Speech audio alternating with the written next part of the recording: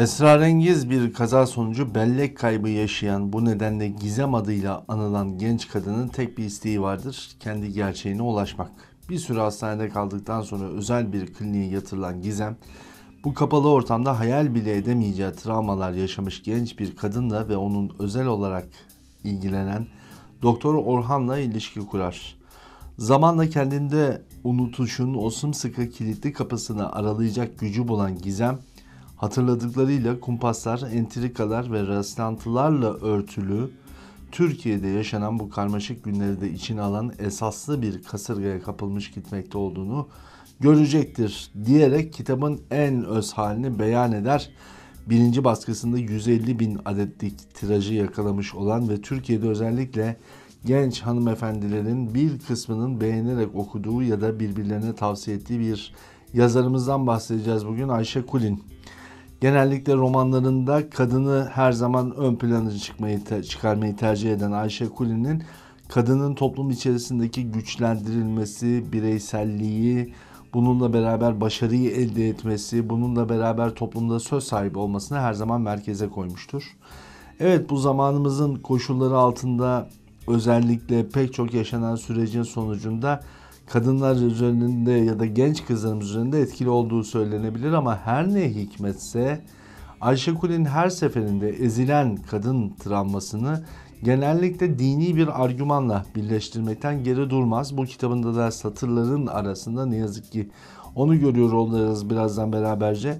Ezilen bir kadın hikayesi anlatırken her seferinde neden bu cehaletle örtüşür veya bu cehaletin arkasında neden sürekli din ifade edilir, onu merak ederiz der ve bu romanın içerisindeki bazı cümlelerin arasında yürümeye başlıyoruz. Kızcağız şöyle sesleniyor daha sayfaların baş kısmında: "Bak canım, hangi kapıdan çıktıysa aynı kapıdan girmelisin, uğursuzluk getirir derler de" diyerek aslında hurafelere ait olan geçmişin inançlarının geçmişten bugüne dinselleştirilme sürecini ifade etmeye çalışan Ayşe Kulin, kitabının pek çok yerinde buna benzer cümlelerle aslında dinin geçmişten gelen hurafelerle süslenmiş bir unsur olduğunu, bunun da cehaleti sürekli tetiklediğini bizi bir şekilde anlatmaya çalışır.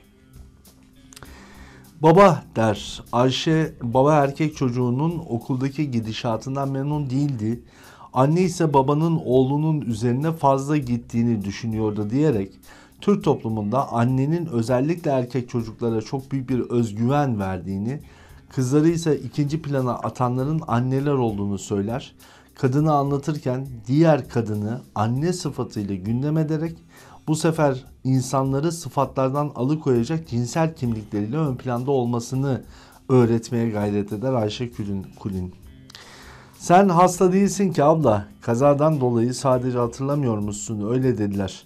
Aşağıdaki odalarda sorunlular kalıyor, depresyon geçirenler, takıntı sorunu olanlar filan işte." Cümlede ne var diyebilirsiniz ama bilincimize şöyle kodlanıyor bu. Çünkü romanın içerisinde bu depresyon geçirenlerin genellikle dini kimliklerini çok ön planda tutulmuş, birazdan göreceğiniz üzere o hasta insanların yaşadığı hayatları. Aşağıdaki odalardalar çünkü aşağılarda bir hayatın sonucu bu. Din insanı aşağı çeken bir şey. Cehaleti getiren bir şey. Cehalet aşağılarda vardır. Hedefler hep yukarıdadır. Böyle izah edilir kitapların arasında, satırlar arasında. Bunları söylüyoruz ki bu satırlar arasında ne kadar ince edebiyat unsurlarıyla, ne kadar kalın kelimelerin arasında sıkışmış ince namelerle çocuklara ve genç kızlarımıza neleri atfediyorlar onu anlayalım diye. Bilinçaltı falan değildi abla diyerek bu sözümüz biraz daha netleşiyor artık. Anneler kızlarına nasıl davranır başka türlüsünü bilmiyorum ki ben. Annem beni hep azarladı, bana her şeyi yasaklardı. Hele de babamı kaybettikten sonra diyerek Ayşe Kulin bir kadının aynı zamanda babası kaybolduktan sonra, eşi kaybolduktan sonra aile içerisindeki baskıyı sürdürmesinin toplumsal bir kuşatma sebebiyle olduğunu izah edecek. Birazdan da bunu devletin, dinin bir unsuru olarak önümüze getirecek. Bakın o da şöyle ifade ediyor. Annesinin bir üvey baba ile olan evliliğinden bahsedecek kızcağız ve şöyle diyecek. "Eve hapsetti beni resmen. Başımı örtmeden sokağa bırakmadı. Annem bana idare et diye yalvardı, yakardı. Gittik çarşıdan kendimize yerleri süpüren mantolar aldık. Sokağa çıkarken başımızı örttük. Yapma ya diye cevap veriyor karşısındaki. Niye evlendi ki annem böyle biriyle? Parasız kalmıştık abla diyerek ajitasyonun en dibine vuruyor Ayşe Kulin işte bu satırlarla başlayarak. Parasızlık dini ya da Müslümanların arasında çok yaşanan bir şeydir. Ve buna karşılık insanlar para karşılığında sanki evleniyorlarmış gibi. Dindar insanların kapanmasının, manto giymesinin, kocalarına olan mutlak zorunluluklarından ötürü sanki hiç inançları yok ve aptalmışçasına bir beyanatı önümüze koyar. Bu arada internette bir sitede bazı ilanlar görmüştüm. Bir grup vardı. O gruba katılanlara iyi para veriyorlardı. Katılmaya devam ettim. Ne grubuymuş bu diye cevap veriyor karşındaki. Şey diyor, Suriye'de savaş var ya işte gençleri topluyorlar da sadece Müslümanları tabii ki diyerek. Yine geçen hafta Zülfü Livaneli'nin yaptığı gibi Suriye'de tek şart Müslüman olmak ki benim mezhebim de uygunmuş diyerek bu tartıyı daha da ağırlaştıran bir serüvene giriyor. Aynı minvalde Suriyeli Müslümanların cehaletine dem vuruyorlar. Bu da ayrı bir nokta. Ama buna rağmen kızım bu sefer şöyle bir cümlesi geliyor. Sokağa hiç bırakmadılar bizi ama aramızda çok eğlendik. Bol bol sigara içtik, kahve içtik, fal baktık. Yaşlı bir kadın vardı. O bakıyordu falımıza. Neler uyduruyordu neler. Birimiz ünlü bir şeyhe varacaktı. Diğerimiz büyük bir aşk yaşayacaktı. Söz dinlersek eğer çok iyi şeyler olacaktı. Sık baktırdığımız için bazen fallarımız karışıyordu diyor. Fal baktırıldığında ortaya çıkan şeyleri şeyhlerle özümsendiriyor ve sanki şeyhlerin de yani İslam tasavvufunda insanlara hakka yönelten tarihimiz boyunca o muhteşem isimler ve yaşayanlarıyla beraber onları böyle bir cinsellikle birleştirmeye çalışmış Ayşe Kulin. Artık satır arasında çok kodlama yapmaya gerek kalmıyor. O kadar açık açık söylüyorlar ki bunları. Soruyor kıza. Anneannen ve annen nasıl giyinirdi? Etek mi, pantolon mu? Ne bileyim mesela senin çocukken annenin üzerinde görüp de özenip giymek istediğin bir giysi olmadı mı hiç diyor. Yani eğer etek giyen, pantolon giyen arasındaki ayrım kadar bir ayrıma tabi tutulmuş bir çocuksanız eğer diyor Ayşe Kulin bizim bilincimize. Anneniz sizi modern bir giyinme tarzıyla arkadaşlarınızın arasında size bir ilham kaynağı olamıyorsa eğer o anneyle çok da fazla bir birlikteliğiniz olmaması gayet normaldir. Çok da böyle takılmayın diyor. Yani annenizle tartışabilirsiniz. Çünkü o sizi o modernist hayatın içinde gayet modern olmayan, modernizmin dışındaki bir sürece itekliyor. O yüzden dolayı bunlar normal diyor efendim. Devam edelim şöyle satırlar arasında Ayşe Kulin neler çıkarmış içinden. İçimdeki sesle tuhaf bir ilişkim vardı kazadan beri. Belleğim gittikten sonra sezgilerim sanki aklımın yerini aldı. Kime güvenmem gerektiğini mesela içimdeki ses söyler oldu bana diyerek içindeki sesi dinle dışarıdan sana söylenenleri değil diyerek Ayşe Kulin büyüyen bir genç kızın kendi iç sesiyle aslında ne kadar doğruyu ne kadar çabukça bulabileceğini anlatıyordu ki bu iç seslerden bir tanesi kıza şu cümleyi kuruyordu. Tanrı'ya gökten bir telefon düşürmesi için yakarırken başıma telefon değil ama aklıma bir fikir düşürdü. Yani diyor Ayşe Kulin'in Tanrı dediğiniz şey bizim için Cenab-ı Hak haşa bu cümleyi tekrar ifade etmek gerekirse siz Tanrı'dan bir şey istersiniz o size bir şey vermez. Halbuki sizin fikirleriniz sizin hayatınızı yönlendirir, konumlandırır. Dikkatli olun böyle Tanrı fikirlerine çok fazla uymayın. Genç bir kadınmışım ben diyerek büyüyen genç kızın bu sefer kadınlıkla tanışma hikayesini Ayşe Kulin başka kitaplarında da hiç utanmadan ve umursamadan vermeyi yeğler. Kendi özel hayatında yaşamış oldukları gerçeği anlatmış olduğu bir başka televizyon programında da o rahatlığını rahatlıkla ne yazık ki görebilirsiniz. Kozmosun derinliğinde bir tüy gibi hafif salınıp durulurken ve halimden fazlasıyla hoşnutken yine morumsu bir mavi ışık, yine tam göz bebeğimde, çok uzaktan, çok derinden bir ses. Yukarı bakın, aşağı bakın, şimdi sağa, şimdi sola diyordu. Göz kapağımı önce yukarı kaldırıyor, sonra aşağı çekiyordu. Bu kadın olma sürecinde bedeninden sıyrılıp kuş gibi uçma sürecini böyle ifadelendirmiş Ayşe Kulin ışıklarla. Ve burada ilginç bir cümleyle karşılaşıyoruz. Bunun dışında iyi haber şu ki, sağlıklı bir genç kadınmışım. kız değilmişim yani. Bunu kafama kaktılar kibarca. 20'li yaşların ortasında olmalıymışım.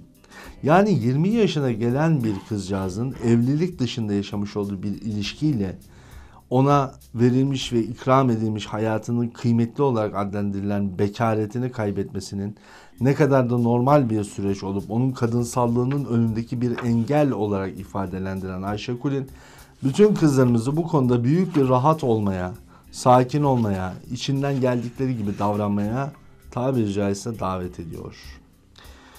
Ailece yemek yedikleri bir akşam var bu yapının. Şimdi kız büyüdükçe başka hikayeler yaşıyor. Ben romanı anlatmıyorum çünkü romanın içindeki her bir atlayışta arada verilen o detaylı ve ince ve naif bir şekilde ifade edilen cümlelerin arasında geziyoruz. Ailece yemek yediğimiz bir akşam kimin aklına estiyse sofrada bir evin kalbi neresidir muhabbeti yapılıyordu. Aslında sordukları şey şu: bir insanın iman noktası, aşk noktası neresidir? Cevap şöyle geliyor: mutfaktan kütüphaneye her kafadan bir ses çıkıyordu. Dedem de lafa girip rahmetli annesinin her evin kalbinin Kur'an-ı Kerim bulunduğu oda olduğuna inandığını söylemişti. Doğru bir cümleyle ifade edilmiş ama cevabı enteresan geliyor. O andan itibaren dedemle anneannemin duvarında bir Kur'an asılı olduğu yatak odaları aramızda evimizin kalbi olarak kaldı. Ben ortaokula giderken mesela dedem bazen kulağıma fısıldayarak evimizin kalbine bir şey sakladım senin için derdi.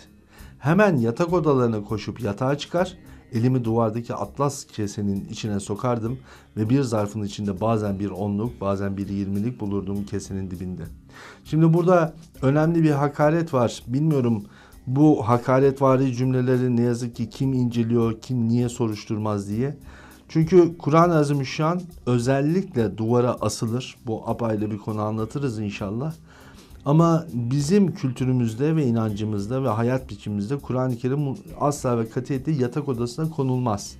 İnsanın yattığı yerde başucunda konulması söz konusu olduğu alanlar vardır ama bu insanların yatak odası diye verilerek cinsellikle özdeşleştirilmeye gayret edilmesi, Kur'an-ı Kerim'inde cinsellik kokan haşa bir hayat nizamnamesinin ibaresiyle, biliyorsunuz ki Peygamber Efendimiz Aleyhisselatü Vesselam'a özellikle Hazreti Ayşe validemizle erken yaşta evlenmesine dair iftiralar ve buna benzer diğer cariye meselesinde çok söylemler ve çok iddialar ve iftiralar söz konusudur. Bu iftiranın burada bir kodlanmış halini görüyoruz. Ve o genç kızlarımıza bir başka iftira ile Kur'an-ı Kerim'in sadece cinselliği anlatan, cinsellik üzerine kurulmuş bir dini sonucuyla karşı karşıya olduğunu ifade etmeye çalışıyor Ayşe Kulin. Babaya sen atasözleriyle konuşur olmuşsun, dervişlik dönemin mi başladı diyerek edebiyatçı olduğu savunulan Ayşe Kulin bu kez de atalarımızdan gelen sözlere artık bir kenara koymamız gerektiğini, çünkü dervişleri hatırlatan bu sözlerin içerisindeki değerlerin bizim hayatımızda tam bir karşılıkla bizi doğru bir sonuca götürmeyeceğini ifade ediyor. Ve artık edebiyatın çok dışına rahatlıkla çıkabilen bizim tuhaf batı düşkünü yazarlar şöyle bir ifadeyle devam ediyorlar. Babam beni yanılttı. Şimdi sağ salim kafayla anlatalım bakalım şu Tarık'ı bana diyerek girdi lafa. Gezi Parkı olayları sırasında Türk Tabipler Birliği'nin Taksim'de geçici olarak kurduğu acil serviste çalışırken Tarık'ın plastik mermiyle yaralanan koluna pansuman yaptığımı, onu da karşılığında akşamüstü beni bir kahve içmeye davet ettiğini anlattım diyerek Ayşe Kulin ancak bu zihniyete bir Gezi Parkı düşüncesiyle gelinebileceğini iddia ediyor. Buna hiç yorum yapmaya gerek yok bence. Sevgilinle tanıştığımda fikrimi son bir kez daha söyler, ebediyen susarım, bu senin hayatın, kararlarını da sen vereceksin diye bir cevap verilir genç kıza ki işte bütün kızlarımıza hiçbir ailenin hiçbir şeyde kalışılmaması gerektiği ifade edilir. Tabi genç kızlarımız bu ve buna benzer kitapları okudukları zaman koskoca yazar bunu yazmış mahiyetiyle vücutlarına enjekte edilmiş bu pisliği ailelerine karşı kullanmakta gayet doğal olarak bir hak olarak görmeleri normaldir. Bakın enteresan şeyler var. Ayrılmadan önce tuvalete git. Hastanedekilerde rahat edeceğini sanmam. O da soruyor. Alaturka mıdır hepsi? Pistir. Günde 5 kez el ayak yıkamayı şart koşan dinimiz o zamanlar sifon olmadığından sifon çekmeyi emretmemiş zahir. Artık dinimize hani o kadar ağır hakaretler var ki bu kitaplarda.